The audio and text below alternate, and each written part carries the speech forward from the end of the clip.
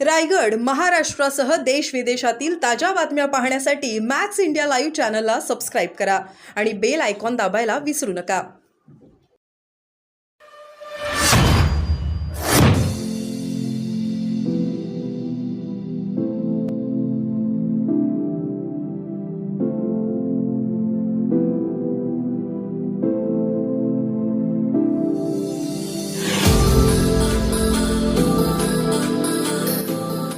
सांगितलं का सगळे पक्ष आमच्याजवळ आहे.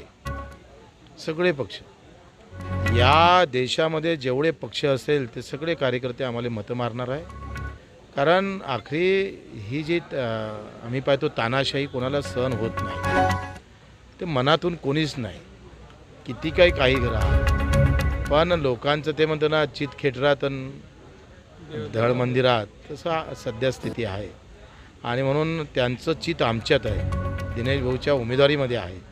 त्याच्यानंतर कुठं काही जरी दिसलं आहे, प्रत्येक BJPचा कार्यकर्ता सामान्य कार्यकर्ता बोलतो, बरं मी काँग्रेसचा सामान्य कार्यकर्ता असेल, बाकी पक्षाचा कार्यकर्ता असेल, यांचं सगळ्यांच्या मनातला आवाज दिनेश भाऊ खासदार झाले पाहिजे. रामटेकच्या रश्मी बर्वेचं जे दातून होतं ते एका दिवशी रद्द केलं आहे. मात्र या ठिकाणी 5-5 वर्ष पूर्ण झालं. ही तानाशाही आहे. न्यायालयानं न्याय न दिल्यामुळं, उशिरा देत असल्यामुळं, आणि भारतीय जनता पार्टीनं या बाबतीत घेतलेली भूमिका अतिशय रुचणारी आहे. एका RSSच्या माणसानंसुद्धा हे म्हटलं का ही अतिशय घातक आहे. अशा पद्धतीनं उमेदवारी देणं हे चुकीचं आहे. हे मी नाही म्हणत, RSSचे सभासद म्हणतात. आणि त्याच्यामुळे लोक न्यायालयात आम्ही जिंकू. पक्षाच्या न्यायालयात त्या जिंकल्या आणि आता जनतेच्या न्यायालयात मात्र त्यांची हार झाल्याशिवाय राहणार नाही आणि आमची जीत होईल. 3 तारखेला तुम्ही जो नामांकन दाखल करणार आहे, कशा प्रकारे शक्ती प्रदर्शन राहणार आहे? मला वाटते तुम्हाला माहीत आहे, आम्ही रॅली सम्राट आहोत, आम्ही आंदोलन सम्राट आहोत. रक्तदानामध्ये आमच्या एवढा रक्तदान करणारा दुसरा उमेदवार दुसरीकडे नाही आहे. पण ह्या सगळ्या ह्याचाले रेकॉर्ड तोड असणारी रॅली असेल, सगळ्यांची मन जिंकणारी असेल, सगळ्यांचा आवाज असणारी रॅली असेल, सामान्यांचा आवाज त्या रॅलीमध्ये दिसेल. आणि अशा पद्धतीनं या रॅलीतूनच आम्ही या मतदारसंघाचं अर्धचित्र बदललेलं असेल. अरे बाबा, कार्यकर्त्याची मीटिंग होती, सगळ्या 5 जिल्ह्यातले जिल्हाप्रमुख तिथं बोलावले होते. त्यात जालन्याचे जिल्हाप्रमुख होते, संभाजीनगरचे होते, तिकडे बीड, उस्मानाबादचे, बीडचे, असे 5 जिल्ह्याचे जिल्हाप्रमुख आणि नगरचे पण होते. नगरच्या एका जिल्हाप्रमुखानं सांगितलं का आम्हाला लंके साहेबांना जे मदत केली, आपल्या ज्या प्रहारच्या ग्रामपंचायत होत्या तिथे आम्हाला निधी दिलेला आहे, आम्हाला अतिशय चांगली वागणूक दिली, तर आम्ही त्यांना पाठिंबा द्यायचा काय, हा प्रश्न आम्हाला त्यांनी विचारला.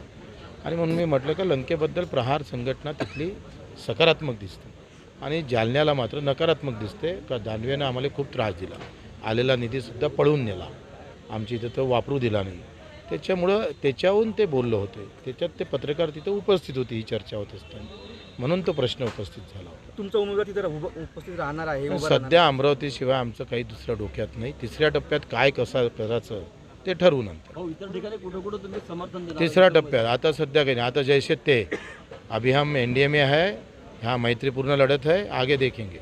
संजय खोडके यांनी रवी राणांवर आक्षेप घेतलेला आहे. त्यांनी म्हटलं आहे की आमचा जो फोटो आहे तो तुम्ही नवनीत राणांनी विचारात न घेता लावलेला आहे, कसं पाहता? आता मला असं वाटतं हा संजय भाऊचा प्रश्न आहे आणि त्यांनी न विचारता लावला असेल तर जुनी सवय राणाची. आम्ही विचारून घेतो. आमच्या पोस्टर लावून तर आपण आपल्या पोस्टर लावून.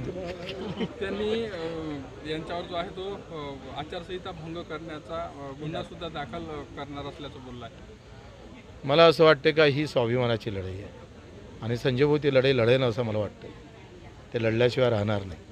शिवतारेंचा जसा रोष शांत केला तसा खोडकेंचाही होईल ते मला सांगता येत नाही. संजय भाऊ आहे आणि ते अमरावतीचे मान सन्मान अभिमान आहे. त्याच्यानं शिवतारे आणि संजय भाऊमध्ये जमीन आसमानचा फरक आहे.